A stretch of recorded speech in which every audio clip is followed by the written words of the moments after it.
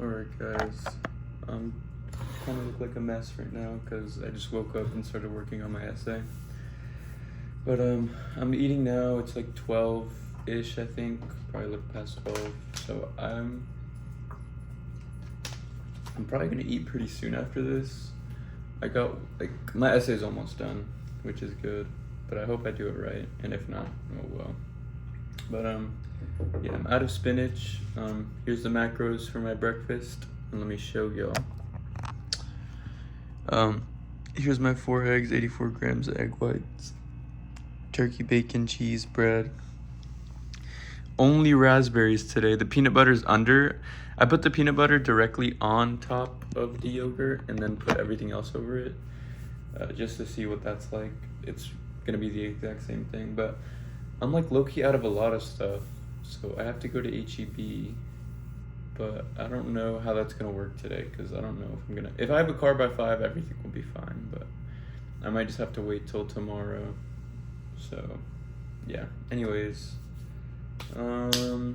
after this I'm definitely gonna read before I go, so that's what I'm for sure gonna do.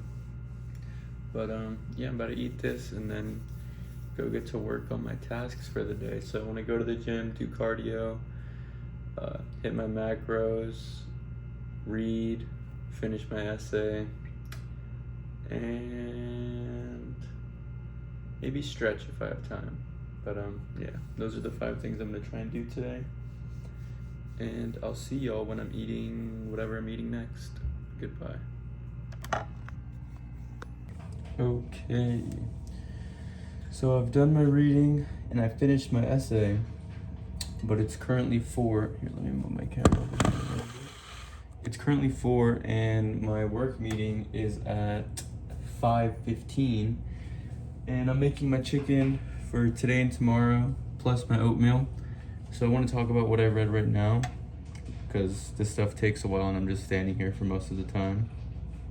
So today I read Leviticus chapters 7 and 8, and so we're continuing with the offerings. Chapter 7 goes over the reparation offerings, the communion sacrifices, and prohibition against blood and fat. The prohibition against blood and fat just means that you shall not eat the fat of any ox or sheep or goat. And then it says, although if the animal has died of natural causes, you can use their fat for anything but eating it. It also says, wherever you dwell, you shall not eat any blood, whether of bird or of animal. Every person who eats any blood shall be cut off from the people. And then it continues with portions from the communion sacrifices for the priest. The person who offers a communion sacrifice to the Lord shall be the one to bring from it the offering to the Lord. The offerer's own hand shall carry the oblations for the Lord. The person shall bring the fat together with the brisket, which is to be raised as an elevated offering before the Lord. The priest shall burn the fat on the altar, but the brisket belongs to Aaron and his sons. Moreover, from your communion sacrifices, you shall give to the priest the right leg as a contribution. From the communion sacrifices of the Israelites, I have taken the brisket that is elevated and the leg that is a contribution, and I have given them to Aaron, the priest, and to his sons as their due from the Israelites forever. So I guess basically,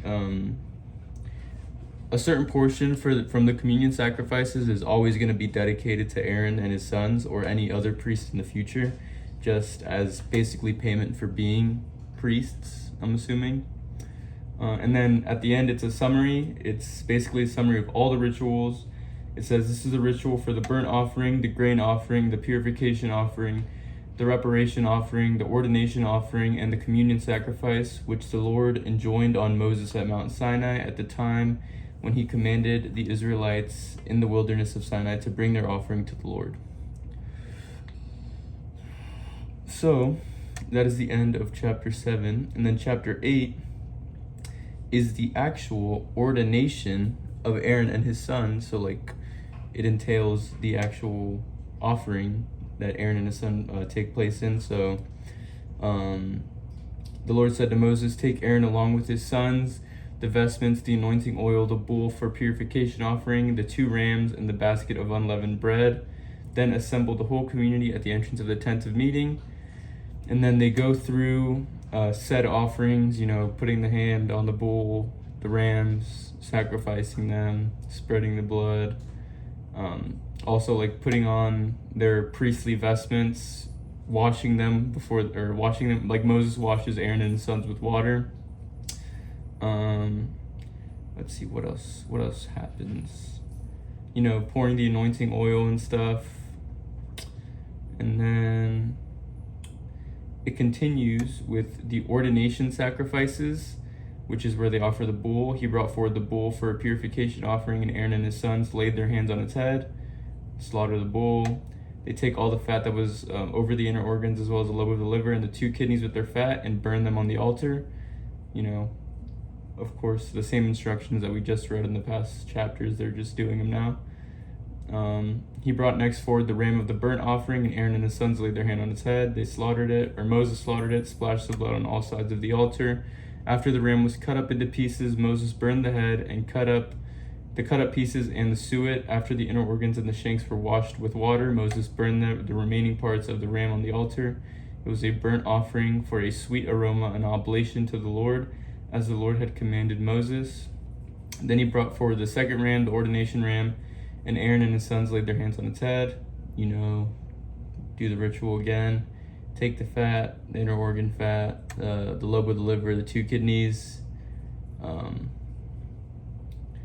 Then they raise them up as an offer to the Lord, and then he puts all these things, or Moses removes them from the palms of their hands and burns them on the altar with the burnt offering. And then what else happens? It says, what has been done today, the Lord has commanded be done to make atonement for you. You must remain at the entrance of the tent of meeting day and night for 7 days, carrying out the prescriptions of the Lord, so that you do not die, for this is the command I have received. So Aaron and his sons did all that the Lord had commanded through Moses. So basically, I think he instructs like either all the Israelites or just Moses or Aaron and his sons to not leave the tent of meeting for 7 days until the ordination is complete, because the ordination is to last 7 days. And that is, hold on, my dog wants to go outside.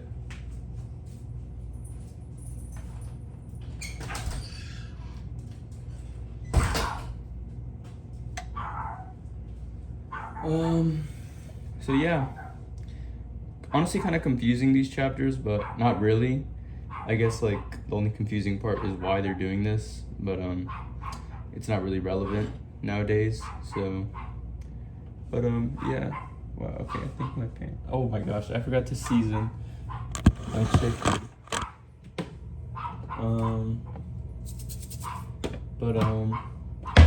Yeah, that is today's reading, and I will see y'all when I'm eating this chicken I'm making right now. So, goodbye. Alright guys, it's 4:30 and I'm not making my oatmeal. I'm making this ginormous fruit bowl, which looks insane, because if I ate the oatmeal, they wouldn't even digest in time. And yeah, I get to save a scoop of protein powder, I get to save oatmeal, I get to save my chocolate for tomorrow. And yeah, so I'm at like 2,000 calories right now, I think, or yeah, I think 2,000. So I still have like another 1,000 to get through somehow, some way, and only have $22 to my name. So I don't know. Like I was thinking that I would buy something at the movies, but no. Also, I had to go. My dad picked me up so I could go meet my mom to get her car, and they met at an HEB, so I was able to buy all the groceries. I don't know if I mentioned that I was out of stuff. I think I did. So I literally got to buy everything, which is really fortunate. So I got bread, I got turkey bacon, I got more raspberries, I got chicken, I got spinach, asparagus, and that's it. But yeah, anyways, I have to eat this quickly so I can finish getting ready and stuff. But here's the macros for my chicken and rice, and here is the chicken and the rice, and here's this big fruit bowl with pineapple and strawberries. But yeah, I'm about to devour this, so goodbye. I'll see y'all when I'm probably eating a yogurt bowl, knowing myself. So goodbye. Hold on, guys. Oh wow, that's dark. Alright guys, I'm back. It's currently like 12-ish. And I'm making a yogurt bowl. To no one's surprise. I probably should have... I'm just gonna write it down. But yeah guys, I just got done watching the Demon Slayer movie for the second time. And my goodness, do I love that movie so much. So I went with some friends, some old co-workers, or a old co-worker and his friend. And yeah, so we originally, because I had told them that the screening was at 8:30, but my dumb brain didn't comprehend to check whether it was dub or sub that we were watching, and I was looking at the dub screening that was at 8:30, and we showed up, and the only sub screening was at 9:30, and we weren't about to wait for an hour there, so we just decided to watch it in dub. So I've watched the movie twice now, in sub and in dub. And yeah guys, it was cinema. I like to, obviously sub is better in my opinion, but Demon Slayer is definitely one of those animes where the dub is like one of the better dubs in existence, if you catch my drift. But yeah, like the voice acting was super good. I don't want to like bash it obviously, but sub is better in my opinion. And yeah, what else? Oh my gosh, I forgot to mention this in my first Demon Slayer movie review, but the music is obviously so good, but Zenitsu's music in particular, oh my god, like that shit literally gives you goosebumps, like when you hear like his main theme.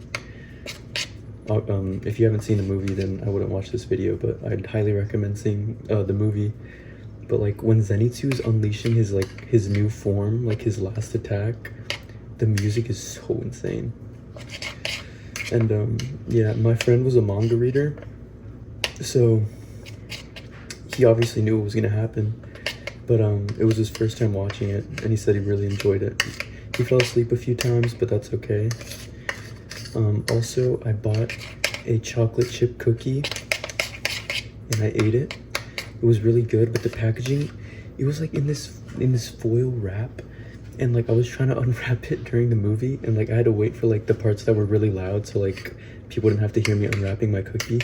And the packaging was like so freaking like, it was all over. So like when I tried opening it, I just broke the cookie apart until it was just like a bag of saran wrap with just cookies inside, and I was just reaching inside eating the cookies.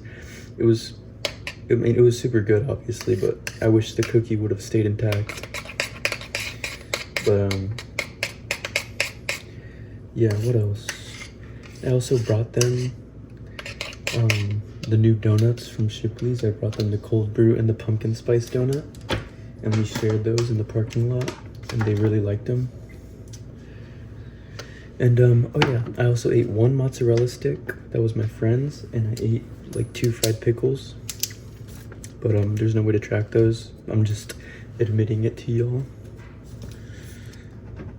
But yeah, it was a really fun experience. I have to be up at 6 tomorrow, which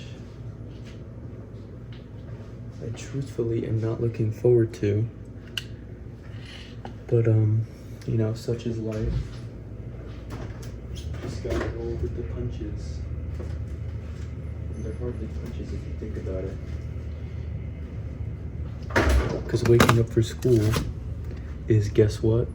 A privilege. So I shouldn't complain. But yeah, maybe I'll buy a coffee so I don't fall asleep in class again. I'm trying to think what else.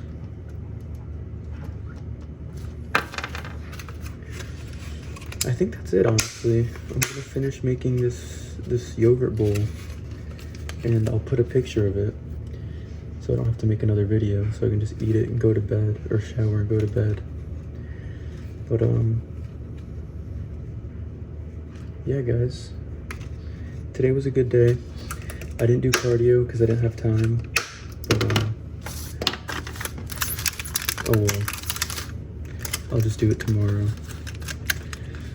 And I also didn't stretch, so there's the things I didn't get done today. But yeah, this video is dragging at this point. Oh shoot. Yeah, okay, here's the macros. Here's the bowl itself. And yeah, here's the macros for the whole day. And if you're watching this, thank you from the bottom of my heart. And yeah, like if you want, comment if you want, subscribe if you want, and I'll see y'all tomorrow for day 44, I believe, or 45. Goodbye.